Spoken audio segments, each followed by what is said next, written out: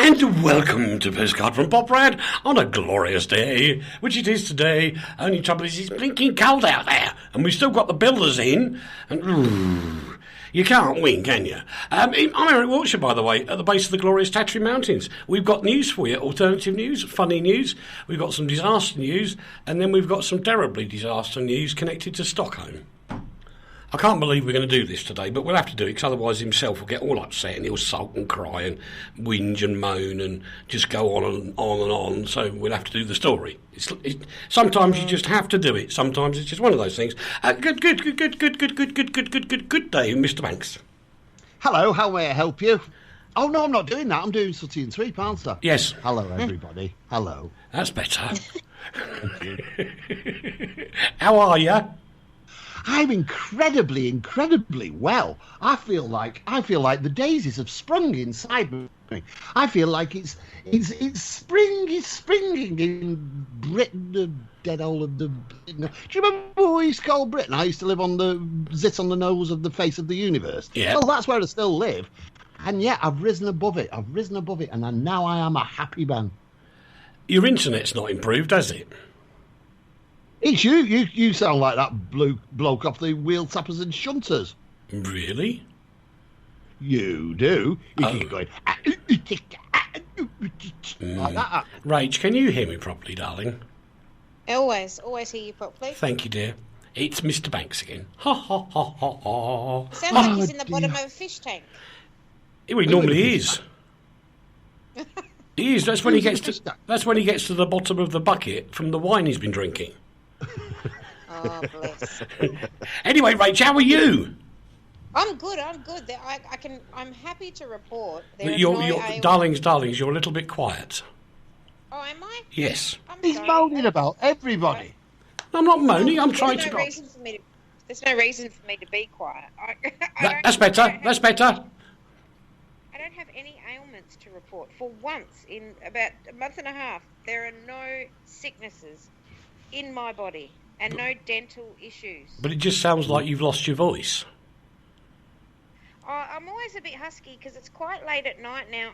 Daylight saving has begun and it's now 10 o'clock at night. No, but darling, 10 o'clock's very, very late. You're quiet, darling. You need to turn your volume up a bit. I have. That's better. I don't know. Is that better again? Yes. I had my hand better. over the microphone. Told you it was late. It's late on a Friday. Oh, my Lord above. Oh, dear. Anyway, we're going to be serious for a couple of seconds, and this is one for Leigh to do, because he found it, and I'm totally in awe of finding this story, because I'd forgotten, and I'll tell you how I remember it in a moment, obviously, but in 1966, there was the tragedy of Aberfan. And Leigh's found a wonderful little poem, which I'm going to ask him to read out on the wireless. That's very nice of you. I'm not very good at reading poetry, but I'd like to read this. And just to fill you in with the story behind it, we all know what Aberfan was. It was this awful time when a coal slag heap, slid down the side of a mountain and wiped out a whole school in a little Welsh village. And that happened on the 21st of the 10th in 1966, and it still resonates throughout the history and the thoughts of Britain. And I found this poem, and I've put out a message on the Consumer Watch Foundation to find out who actually wrote it. I think it was a part of the Miners Association who produced it, and it just says very simply, and I think that's what's nice about it, the simplicity of it. In the dark Welsh valley on the mountain. Oh dear. Leigh, I'll tell you what. Leigh, I think you're going to have to reconnect yourself somehow, and I'll read the poem out because we lost you straight away. This is the poem, the poem called "The Tragedy of Aberfan." In the dark Welsh valley on the mountainside lay the little children close to where they died. Their little lives ended before they reached their goal. Tendering little children, having paid the price of coal. And that's dedicated to the small children, as Leigh explained before we lost him, who lost their lives sadly when and this is not a rude comment, it's genuinely what it is. It was a coal slag heap, which is all the rubbish coal, slid down the side and literally buried an entire school. And the entire school kids were, not to put too fine a point on it, they were actually buried alive. Which is tragic, That's isn't it, horrendous. Rach? Yep. Yeah, I've never heard of this before. This is the first I'm hearing of it, and I'm horrified. That's terrible. Such a terrible, tragic accident of nature. Well, in actual fact, I'm trying to think. 56. 54. I was 12 years old at the time, and I remember Cliff Mitchellmore, who was probably one of the stalwarts of the BBC, typical BBC presenter, everything about him was very BBC. And his voice was very, very emotional. Every time the work people that were there stopped, and there was a whistle blown, and this is how tragic it was and how it impacted on me. They would blow a whistle, everybody would stop working, and they would just listen for sounds of a voice. And if they heard a voice, they would move to it. And it's been embossed in my brain ever since. And, that's a 12-year-old kid remembering it because it was that much of a tragic event at the time. And it really, it resonated through everywhere. And nobody was untouched by it.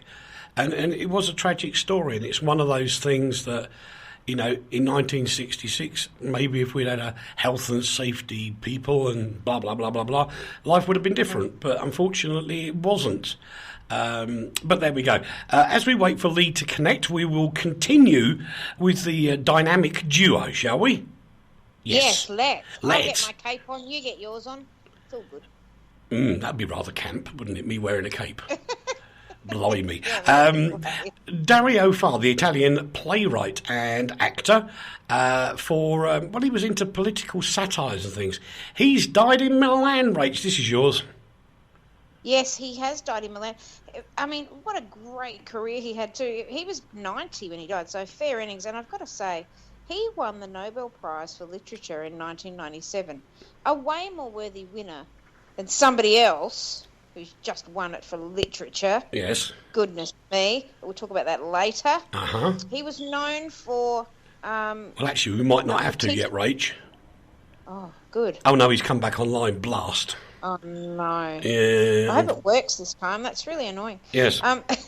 This lovely man was known for a play called Mysterio Buffo, which was a one-man play. And he travelled the world with this play for 30 years. Wow. Which is extraordinary. This is extraordinary. It was brilliant. He was just one of the great sort of protagonists of the theatre, and that's true. The Prime Minister said that about him, and said that he was one of the great protagonists. I'm like, protagonist is one of my favourite words, of course. he was just a terrific guy, and so talented and really excellent. But he was conscripted at the end of World War II, but he escaped conscription, and he did an Anne Frank. He hid in an attic. Oh. Yeah, for the last months of the war, he hid in the attic to avoid conscription. Genius. Clever. Are you back, Mr. Banks? I have no idea. I am so disgusted with BT. Honestly, British Telecom, hang your heads in shame. Yes, it's still rubbish. Do you know how much we pay for our connectivity? It's an absolute fortune. And do you know how far away from our house is their box where it's all connected? 50 yards. Oh, and that's this crazy. is what we're paying for. Yeah, but you see, the trouble is, Leigh, you're still in one of those villages that doesn't have fibre optic in it. Well, as far as I'm aware, they were fitting fibre optic about 3 weeks ago. No, but they haven't, Leigh. Let me explain for the dear listener, to make an apology for Leigh's breaking up every now and again. Leigh is still using what is known to the technical community as a DSL line. In other words, it comes down the telephone wire into the house. Now, the problem with those telephone wire things is they cannot give you the strength, bandwidth, of the interweb like we have and Rachel has, because you just can't do it. And unfortunately, Leigh, because he's such a rich person with 2 cars and a big house, and because he lives in the rich area of the world, they haven't got any interweb there. Well, that's it, because we're so rich, we don't need it, dear. Mm. Yeah, we don't need to go shopping online. The rich people should have all the comforts first, wouldn't you say? Like, because they're rich. No, that's why they're rich, Rach, because they're all old. We shop at Harrods. Right. We shop at Marks and Spencer's. We shop at all the posh folk. We don't have to do things online. We don't have to buy rubbish online. We're rich. Yes. We go out in 2 of our cars. Think about this for a second. I'm gonna hand you a notion, and I want you to think about it. Your internet is worse than Australia's. I know, and really, it's one of the few things in my life that I personally cannot be held responsible for, and I am going to rip a hole in BT where they never knew that holes existed. Really? I am going to expose them on the Consumer Watch Foundation. I'm going to expose them on here. I'm going to expose them, to anybody I possibly can. They're going to get very cold if they're that exposed, aren't they? I know, yeah. Absolutely. Rach, we're going to come over to you for the next story. And before I do the next story, what some of you won't realise is in the lovely Poprad, we actually have a proper Thai centre. And the girls come over from Thailand, and they're really nice people.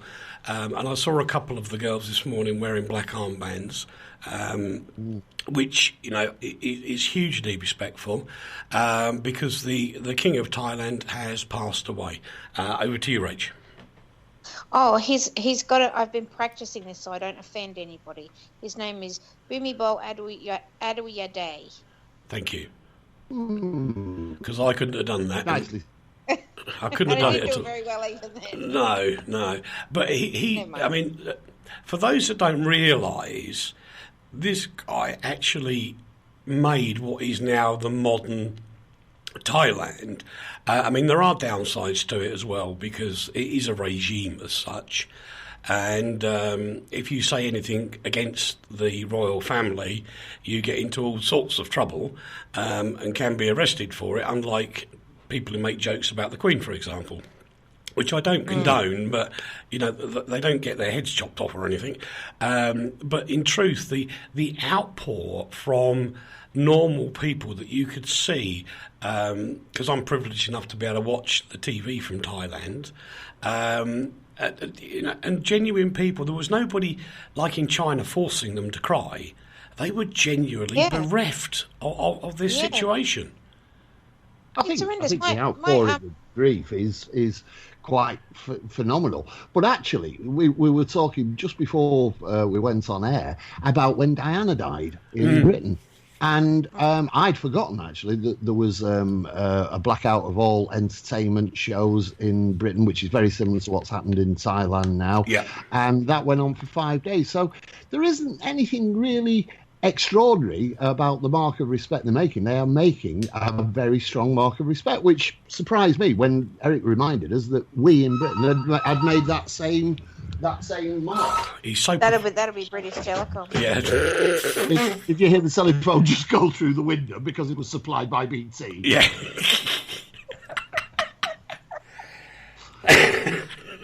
Anyway, that's the end of that one. I'm sorry. I've lost it. I got it back. Home. We will move on so we're not disrespectful. Elliot Tiber, who was the figure behind Woodstock, the original one in 1969, who virtually went bust trying to get everything done. He sadly died as well. Yeah. Elliot Tiber, he was actually he was an interior designer who actually came up with the idea of Woodstock, and he wasn't he was one of the prime movers. He wasn't the main man, but he actually made it happen.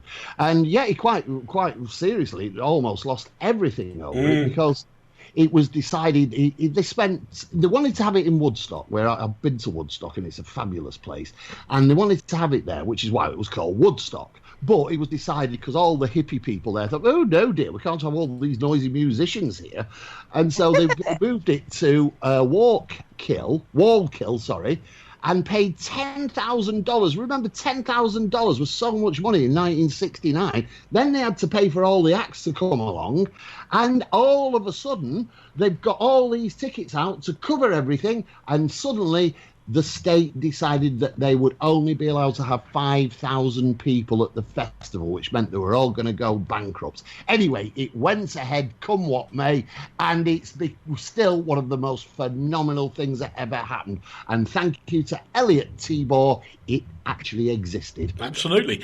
John Gleeson, the Australian spin bowler, has passed on, Rach. Oh, Yeah, this is a not particularly well-known cricketer in Australia for internationally, but he was a remarkable guy because he didn't get into first-class cricket until he was 28 years old, which is quite old. Yeah, it is. And it's amazing. But he played he's a spin bowler, and he played with on teams with Richie Benaud and that from that vintage.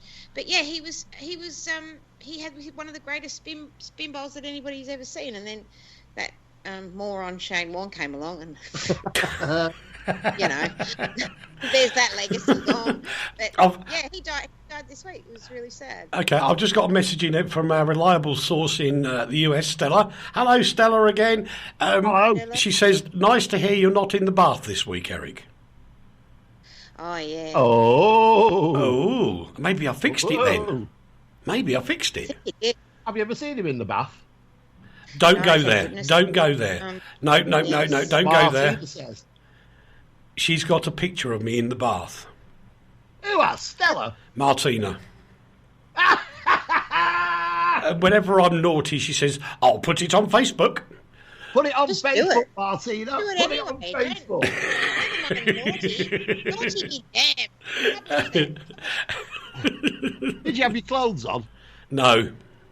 You weren't. You were that clothes on in the bath, Uncle Leigh, when you're doing the washing stupid. at the same time. Because it's cold in Slovakia. You stupid boy. Why? What have I done now? Well, because you're so British. Oh, the ambulance has arrived. I knew. Do you know what? This is a true story, Rach. Many years ago, when satellite first started in the UK, I was sitting there watching because it was my job to talk about satellites and things. Sit there. And on comes an advert for a what do they call it? Shower gel thing. Where it hangs up on the shower head, whatever you call it. Oh, with the hook on it. Yeah, that's the one. One of them. Matey. No. So anyway, on English television, lady gets into shower with a swimsuit on. In Germany... that's perfectly right. That's what we're... In Germany, lady gets in the shower with no clothes on. That's because Germans are rude. That's the adverts. No, they're not. They're very thorough soapers. That's right. They're just thoroughly clean. Anyway, we move on. Professional skateboarder and DKYN model. Dylan Ryder has died at the age of 28. And the poor guy was suffering from leukemia. That's a horrible disease. It's horrible. He was actually I didn't know who he was. I had to ask Beth, of course. Yes. But he was. I was looking at some of his photos on the interweb, and he was a phenomenally good-looking young man. Stop it. Oh no, it's all right. He was 28. I can get the vapors. But he was extraordinary, but he was great at everything. He everything he put his hand to for such a young guy. He was great at everything, skating and skateboarding. Yep. And modelling and all this, but leukemias, and at 28, that's just horrendous. Absolutely. That's it. He was a hero. He actually is a hero, or was a hero. Yes. He's a bloke who ultimately knew he had this major illness that ultimately, obviously, was almost certainly going to kill him. And he went out and spent his life doing things and creating things and putting his mark on the world. Yeah, he was a bloke's bloke. He's the sort of person we should be proud to talk about. Absolutely. Yeah. A bloke's bloke. A bloke's bloke. bloke's Unlike the next one. Russia has ordered all its officials to fly home, and that includes any relatives living outside of Russia. And unfortunately, some people have decided to call it the prospect of a global war, which I seriously don't believe. I think this is more gesticulating, shall we say. But what I don't understand, and I genuinely don't, if Mr. Putin does this, does he and the people around him not realise how stupid it makes him look in the world? I don't get it. Yeah, he already looks Because pretty of the global stupid. war. I think mission accomplished with looking stupid. He's already done it. But I mean, this is more of his puffery. I mean, let's close ranks and blah blah blah. What a doofus. Yes. Excuse me. Let's be fair here. It isn't Putin who said that this could lead to a world war. No, it's not. It's not Theresa May who said it. It's actually a Russian political analyst, Stanislav Berlovsky. Yeah. Who's that's his job. That's his job to say. And there is no doubt the crisis between Russia and the US, who neither have acted in a grown-up and sensible way over this thing. Agreed. We are in more stress now than we were in the days of the Cold War. And quite feasibly, the only thing, and this is a terrible, awful thing to say, quite feasibly, the only thing that's stopping anybody going to war is the nuclear deterrent. Yep, because if you do one bomb drop, that's it. Well, yeah, you've got to get one back. Well, no, but it doesn't matter. knows- You only get one bomb out, and that's the end of it. And the truth is, they know but before it. it hits you, the other guys launch as well. So Well, everybody's in trouble. It would take 12 nuclear bombs to wipe out the world. There's nothing. Absolutely. Fire one, another one comes in, and somebody else thinks that. You get idiots in all the sort of despotic countries around the world who pretend they haven't got any nuclear weapons, but have. All of a sudden, we get. It'd be like a cheap bonfire night where you get 4 rockets and 3 spinny things, and that would be the end of the world. Absolutely. So grow up, people, on all sides of the fence is what I would say. Yes. There's been a huge spat, and the spat was, well, the most important thing in this spat was Marmite. It was, and we put this on for you, Uncle Eric. Oh, I love Marmite. I love Marmite too. Anybody who doesn't like Marmite, go to the vets. There's a big injection you can have. And there was this dispute between Unilever, who make Marmite, as well as other insignificant things like washing powder and fairy liquid. No, not fairy liquid. Washing up liquids. Other liquids are available. Pot noodles and stuff like that. And the rubbish. They make the students' care package. Yes, it's the student care package. And do you know what I had last night, Rach? What? Marmite on toast. Do you know what I had for dinner tonight, you guys? I just thought I'd mention this because it's hilarious. Yeah. Robbie and I we do this every now and again. We had breakfast for dinner. That's a good idea. Yeah. I like that. Really delicious. Yeah. Sorry, I Sausage, digress. egg and bacon. That kind. Is that what you have? Yeah, we had poached eggs with hollandaise, and we had lovely bacon and lovely sautéed mushrooms. Ooh. Well, anyway, there was a spat between Tesco's and Unilever. The good news is about 6 hours after the story came out, apparently Unilever, they put a statement out saying, we've resolved the dispute with Tesco's. Then Tesco's came out with a statement going, we are doing this for our customers. No, you're not. Well, No, they're not. no. You're Where not. is the Marmite in Poprad? You've taken it off the shelves a few months ago, and I have to ship it in now because I can't buy it in Tesco's. And do you know what? Because they won't let me have my Marmite, I shop elsewhere now. Excuse me. What? Excuse me. I believe that you should be writing for our town about the fact that you can no longer get Marmite in Poprad. I probably will. I'm so incensed. You know you what? should. Here's That a is funny disgusting. story. Here's a funny Pardon? thing to tell you. You're going to enjoy this. My local supermarket has got... I live in a predominantly Jewish neighbourhood, so it's got this fantastic kosher section, and it's brilliant, and you get all the world's best bagels. But they have this aisle dedicated to, as they call it, international food. And there's a little section, not very big, but a little section where you can get gems like Jaffa cakes and all sorts of things from your part of the world. But Marmite, front and centre, right there. I'm like, absolutely. So I can get it in Australia. Yeah, come on, Go Unilever, go Unilever. Absolutely right. Let's just tell the truth about what happened with this Tesco and Unilever thing, though. Because it is really very, very interesting and quite important. What actually happened was that behind closed doors, these kind of rows actually go on all the time with major producers and supermarkets. And they sort it out. Nothing comes out. Nothing gets to be talked about publicly about it. However, Tesco, in its wisdom, made this public. And by the end of it, they trounced Unilever into dropping the prices again. Unilever shouldn't have put the prices up just because the price of the pounds dropped, but they did, because we're all suffering, Unilever. Do you not realise that? We're all suffering, not just you. And Tesco trounced them into putting the prices back down. Then Tesco did the old PR thing and say, we did it for the customers. Did you do it for your customers? No, do you know what? I reckon they did it for the shelf space. Do you understand that? Before I go any further, well, if you understand it, explain it to the listeners that don't understand. Yeah, I think it's absolutely patronising of you to actually suggest that the listeners wouldn't know what you meant. Hang on, are we at the same place? There's a thing happening. There is, isn't there? I'm talking about. You tell the listeners what you think you mean. But what happens in major stores like Tesco's and other supermarkets is the manufacturer sells product to the store. They get beaten up over price, yada yada yada, as you would expect. However, the next thing is they have to buy space in the shop, shelf space, and the shelf space. They then pay to that store for putting their product in a certain position.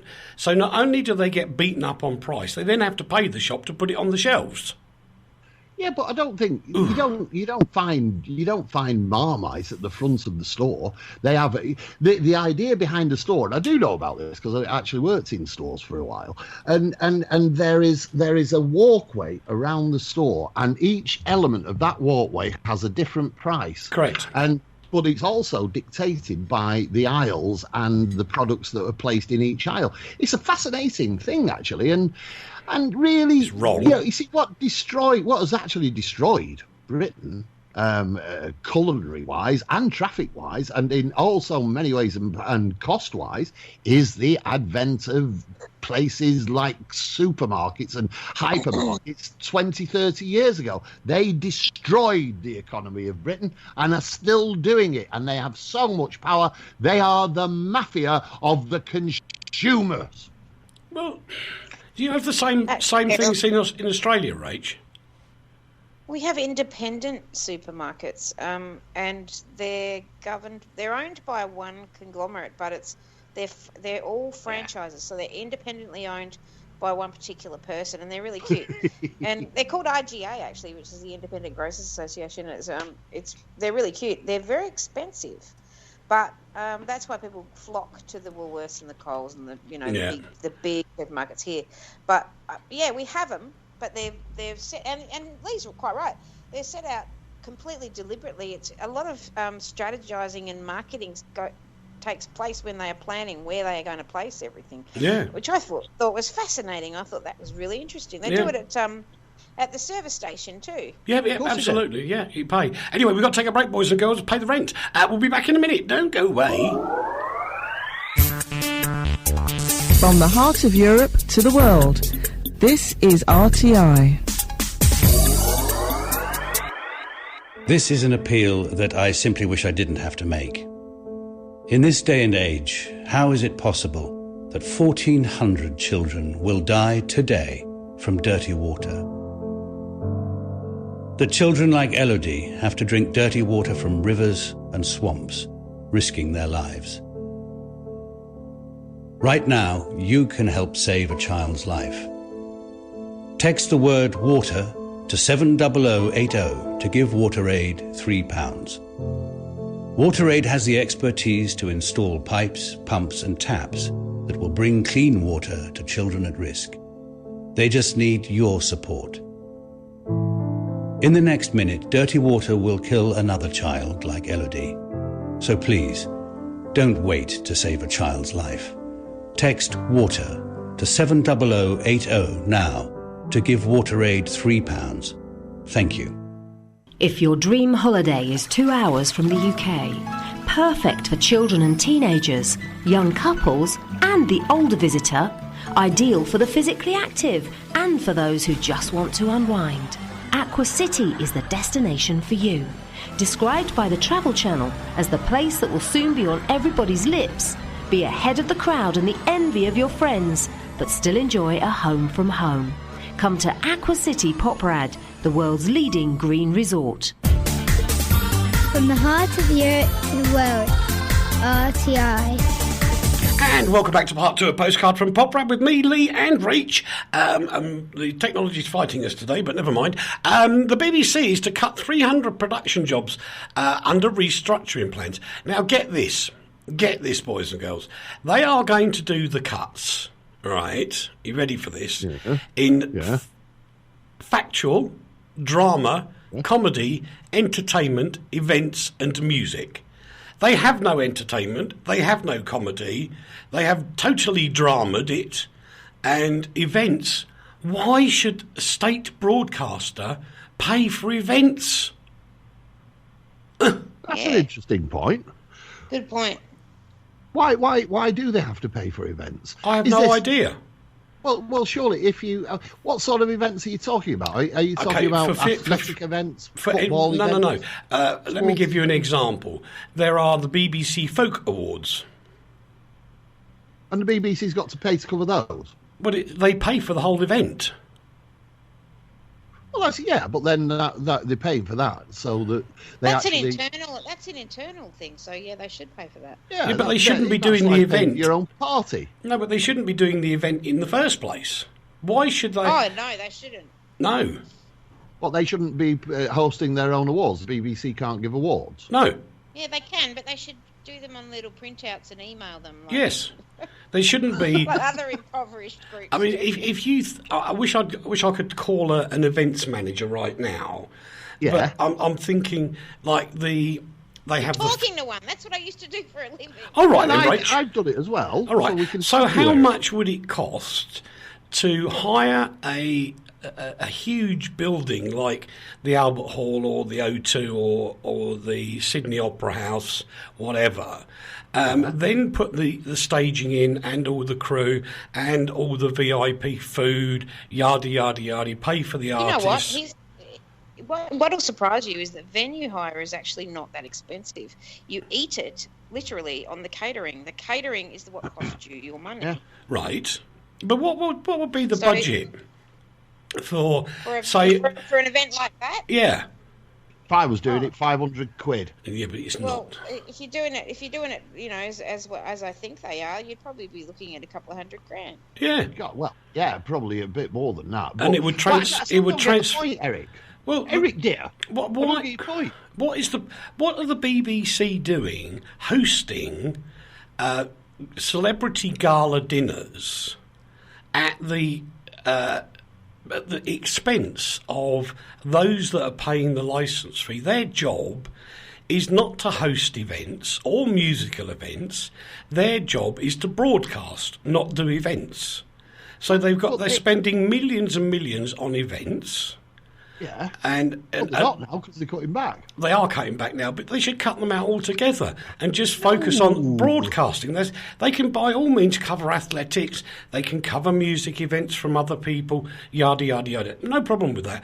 But why are they actually hosting, therefore paying, events that they broadcast? They should not be doing it. Their job is not to be an events company. Their job is to be a broadcasting corporation. The BBC, apart from everything else negative about it, is actually a major business. And what they do by hosting these events with all the names, like the people that will go to it, like that idiot Chris Evans and all the other famous people who will come to it, they garner publicity and kudos through this event. This brings the BBC to the eye of the beholder, and people are told about and they see the BBC to be this glitterati of stars and excitement and drama and joy and fun and everything. It's a publicity stunt. But they shouldn't do it. Sorry. Nothing. I can see exactly where you're coming from. But I can also see the fiscal value of operating these kind of PR events. I'm going to ask him a question now, boys and girls, and I wish you to be a Fleet Street London journalist, Mr. Banks. Right, dear. Okay, you've now got the BBC Folk Music Awards. Where does that go in the newspaper? Well, it would go in my mind. If I was working on Fleet Street, say I was a freelance journalist, because that's the easiest way to do where you would place that story, and I was invited to go and cover that event, and then it was up to me to find places to present it. Yes. It would make the Daily Mail within the entertainment section. It would make the Times. It would make the Guardian. Definitely make the Guardian. It would make. It wouldn't make the Mirror. Probably wouldn't make the Sun unless something spectacular happened. But it would make the heavier kinds of newspapers, and then it would appear on television. It would appear around the world. Now, I'm not being rude. I'm not being rude. If you take the volume of readers of those newspapers, taking the Mirror and Sun out, for example, you are still looking at a smaller percentage of the country than the actual stakeholders. So the majority are getting no value out of it whatsoever. Now, but if the country music, if they're doing country music, let's say they're doing country music, and you've got our Keith Urban wandering down the red carpet with lovely Nicole Kidman, and some guy runs up and throws paint on her. That's an international publicity. Absolutely. Right, yeah. But it doesn't happen. See what Eric's saying. Yeah, they should. What Eric's saying, like the readership of the papers would also make the Sunday Times magazine quite feasibly. It would reach millions of people. It would reach millions of people. And would also, the other thing is, with an event like that particular one, and you brought up this event, right? That event, the shelf life of that story would be quite phenomenal. It wouldn't be over that day. No, I agree. 6 weeks afterwards. So I get it, but I just think a broadcaster, if they're a commercial broadcaster, they make lots of money. It's their choice what they do with it. But in terms of a state broadcaster, they're funded by the citizens of that country. Their job is to broadcast stuff on radio, television, and obviously digitally now, including the internet. Their job is not to go out and have la-di-da functions where everybody can go, "Oh, look, I'm just going to slap you on the back here, darling. You've done so well this year. Oh, your video. Oh, I remember how you got that man to stand just in the dark area so we could just see him slightly in the moonlight." Get out of here. In all dictatorships, from Mr. Put-it-in to all the rest of them, there is a grandeur attitude towards presentation and life. And I put the BBC in that same dictatorial standing of the people who are profligate with other people's money. I'm sorry, I get angry. Rach, over to you. 2 teenagers have been charged with planning a sort of terrorist attack in Sydney under the guise of the Islamic State. Yeah, this was bizarre and scary because these 2 kids had plotted this thing, which is, I mean, at the moment it's not that unusual for kids to be plotting and so forth and so on, but the fact that these are teenagers who got together, and mostly these kids are doing it on their own with this lone wolf situation with ISIS, but they've absolutely, I'm trying to do this from memory because this isn't on the list that Leigh gave me, but it's not on mine either. No, it was the other one. But because Eric sent me the list from last week. Sorry. And then Leigh didn't get it all, and everybody hates me, and I'm going to go and eat worms. Sorry. But these 2 kids were sort of plotting and stuff, but busted at the same time, which is really very unusual. So I don't know what else to say about it because I haven't got anything to read. Well, that'll do then. The other one, I'm really... I have to say, perhaps I'm getting old, I don't know, but I have to say I'm confused by this next story, which is about a woman who went on a Tinder date. What is a Tinder date? Okay, I don't have this one either, but we Tinder, don't have this one, Eric. I can explain to you what Tinder is. It's an app where you... where pictures of people flash up on your screen, and you put in an age range and so forth that you're looking for, and if you like them, you swipe it to the right, and if you don't like them, you swipe it to the left, and your picture is also on this app, and if you get a match, then you take it from there if you want to. Oh, I see. So it is an app. Yeah. It's not sort of some subtly naughty phrase. No. Ooh. No, okay, that's all right. Because apparently this lady suffered injuries, 80 of them, where she was when she plunged to her death from a 14-storey balcony. That's what's been relayed to an Australian court, and that was over in the Gold Coast, Rach. This one I actually do know about, so that's okay. This was a bad situation. They haven't charged this fella with her murder, but they're investigating all that. He's in court now. They're trying to determine whether or not he was, responsible for her death. But looks like he was. They've got so much CCTV. She was heard screaming. They've got audio recordings of her screaming, "No, no, no, no, no." And what they're assuming happened is that they'd gone up there. They'd had a few drinks. I think they also did some drugs, but that's not. The police haven't said that for sure. Been suggested, Okay, yeah. And what they're saying is that perhaps she was actually trying to back away from him and fell. So that's what they're suggesting. But just hours afterwards, CCTV footage was caught of him in freshly clean clothes and just wandering about town like a guy looking for a pub, eating pizza, and and there were photographs circulated of of this tragic young lady's legs hanging over the balcony, and it's a very, very bizarre story. Anyway, we are going to move on then, because can I just interrupt for a second now? Just well, you're going to anyway. Well, it's for the sake of good journalism, dear. Okay, darling.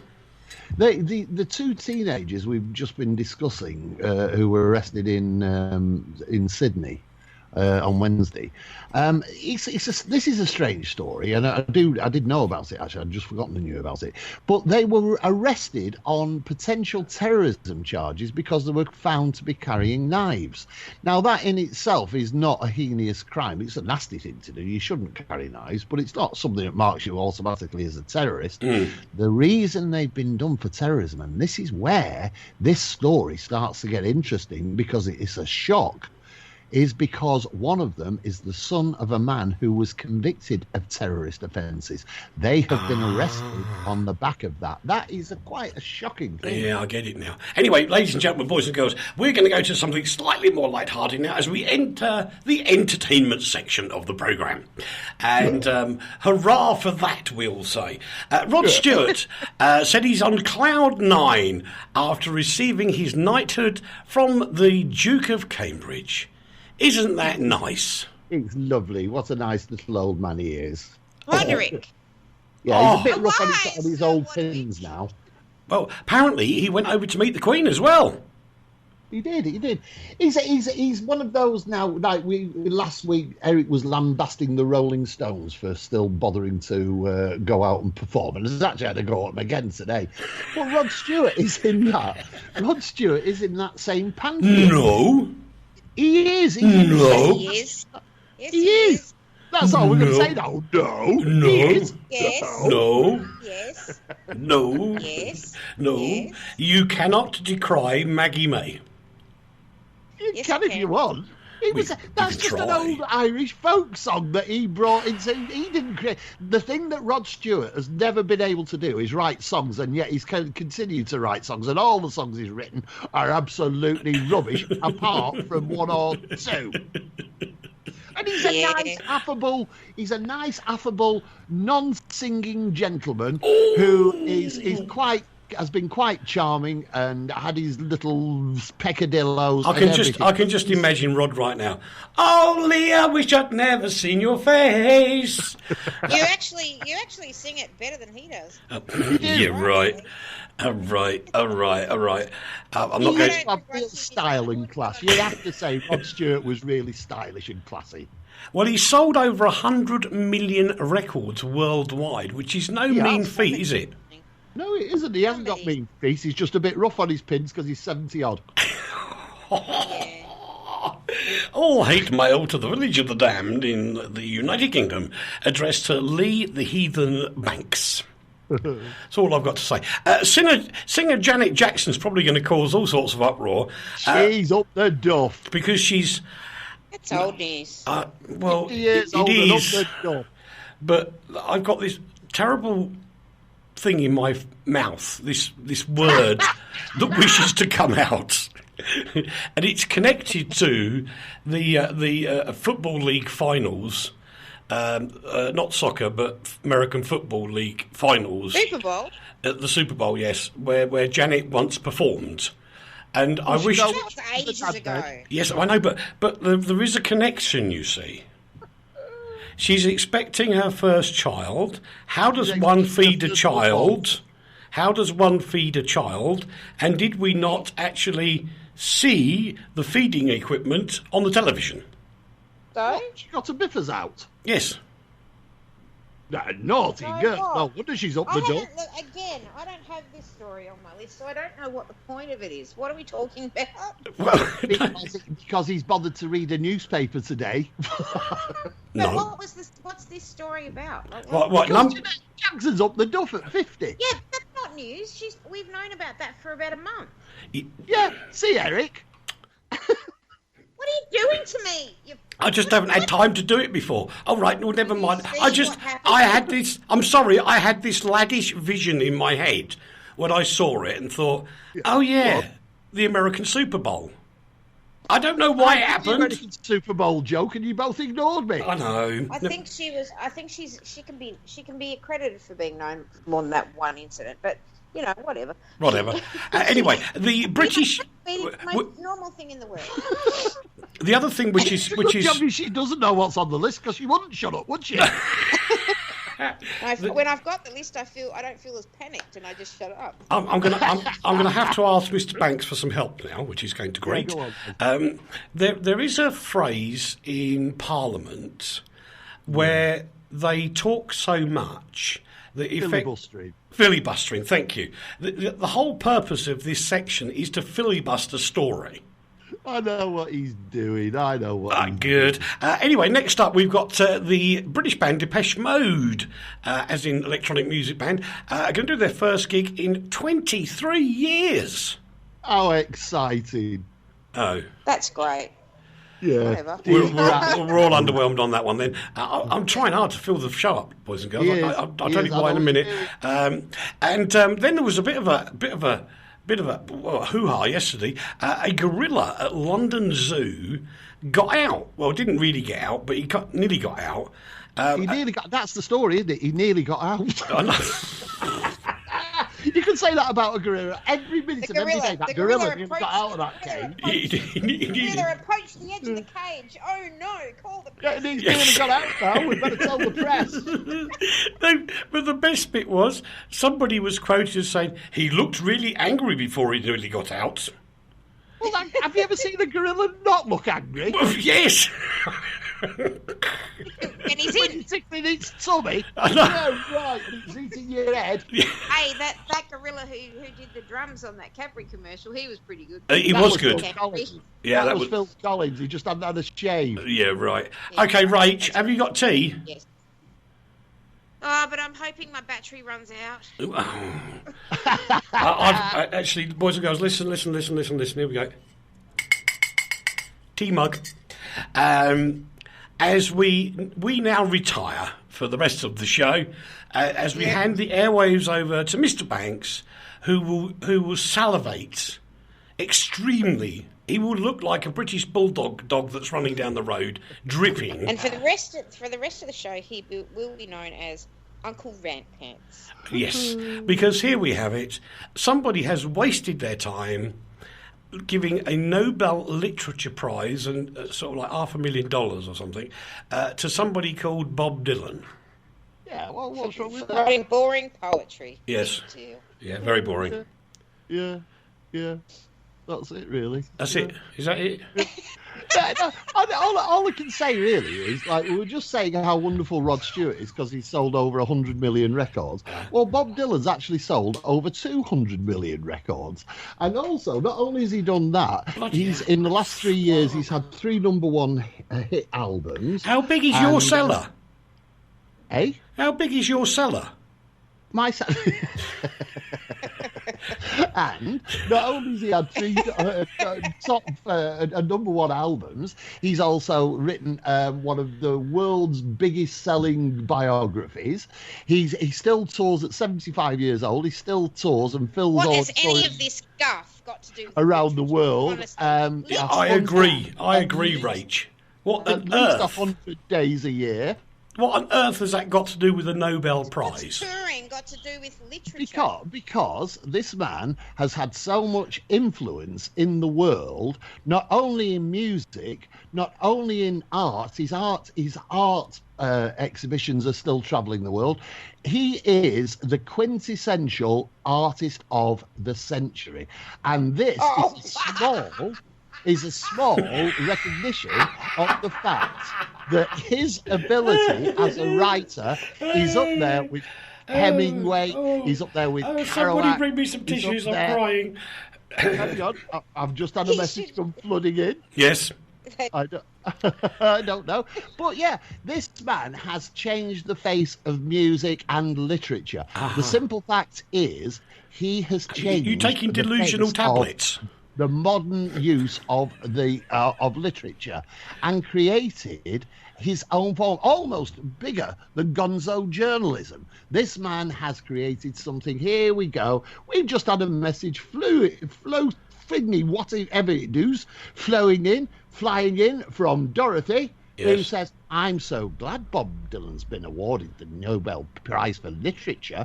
30 years ago, I was taught in high school and used Bob's lyrics as one of the most inspiring writers, lyrics, poetry. He's wonderful and deserves it all. Well, yeah, if he's going to be, now he has to be a humanitarian, right? So what he should do is he should give all his music for free to people who work in hospitals, particularly in the wing that deals with poison and drug overdose. Yes, that's true. In order to induce vomiting by the patients, lives would be saved.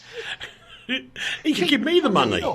Funnily enough, when he did his Christmas album, which went to #1 about 5 years ago, he actually donated every penny that he earns off that to the little children, the little orphans. Now, he and Kylie Minogue can go and create some horrendous Christmas album together. I'm sure they could. His Christmas album was brilliant. It was so funny. See, the other thing people forget about Dylan is that he is actually hysterically funny as well.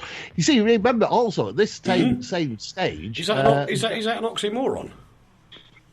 Yeah. Why are we insulting bulls again? Not all bulls are thick.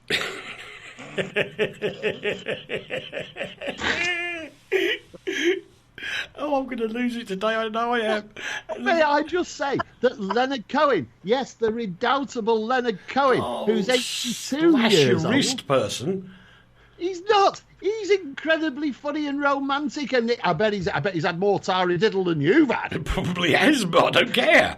Probably got a jar of Marmite. Yes. Spread it all over. Yeah. Oh, my his Russian friend, lick it off. Yeah. Oh, dear.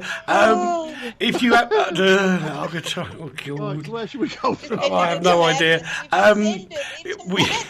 We need to get to the girl's handbag, where we know if you've got a Galaxy Note 7, for goodness sake, turn it off. Switch it off. It's got a battery issue. I was discussing this with somebody the other day, and actually, I'm not going to say on air how to fix it, but it is so simple to fix. That's because he doesn't know, ladies and gentlemen. Oh boy, do I know. It is so simple to fix, but is it really? Yeah, it really is so simple to fix. And when I told the other person, why can't we tell people how to do it? Seriously, why can't we tell people? Why can't we tell people on the Consumer Watch Foundation how to fix it? Because it would require them purchasing another component and putting it into a phone, which would in fact breach their warranty, and therefore we would be responsible to do it. Good, well said. So do you know what though? Galaxy seems fix timely. It seems timely for me to say, Apple's a great product, and if I had their iPhone 7, that would never catch on fire or lose battery. Oh. Thanks, Apple. Oh dear. Oh dear. Oh dear. I haven't done it in a while. No, she hasn't said it for a while, but there you go. No, What can I tell right, you? yeah. We've got time for one more silly, again from Russia. Apparently, because of the killer clown craze, the Russian embassy has warned citizens to be on alert in Britain because there's crazy clowns doing pranks around the country. It's a crazy They're doing thing. This pranks clown around thing. every country. They're in every country now. Yeah, but do we know what this is all about? No. Do we know why this is happening? It started in America, and I can tell you was why. These guys in It was America fun. decided to play some pranks on their neighbourhood. And then I can tell you why. decided to stand in the middle of the road. I know. Yes, Leigh, go on then, quickly. Would you like to know why this has happened? What? This is the greatest publicity event that's ever been perpetrated on the world, and it should be vaunted for what it is. But for who? Stephen King's new book and new film is due to come out in 2017. You could have read this at the Consumer Watch Foundation in 2017, and it's about clowns. It's the follow-up to It. And that's what it's all about. The thing is, it's got totally out of hand and people are killing people. Yeah, I suppose you're you're kind of right there. We'll finish on something to Backfire. We'll finish on something to really help Rachel feel better. Forget about breakfast cereal in the morning. The next breakfast is to eat chocolate cake. Oh, I yes, ate a let chocolate the brownie cake. for breakfast this morning. I had a big chocolate brownie, so I'm already going to live longer. You are, aren't you? Apparently, this is some food trend expert called Liz, who reckons... Liz Moscow? Give her a full name. I don't believe her. Why? No, that's a terrible thing to say. I will tell you now, one of my ex-girlfriends who went long time ago, long before I met the gorgeous and wonderful Andrea, used to be she was of gypsy descent, and they always ate cake for breakfast because it gave them energy. And don't ever eat rabbit without a carrot. No, that's true. But the truth is, Rach. Yes. It's that time. Oh, okay. Bye, Rach. Here comes the Sooty and Sweep impersonation on Postcard from Poprad. Bye-bye, everybody. Bye-bye. Thank you very much. We'll see you again, same time, same channel next week. Have a great week till next week. Thank you for your company indeed, and we'll try and get some of the interweb fixed. From the heart of Europe to the world, this is RTI.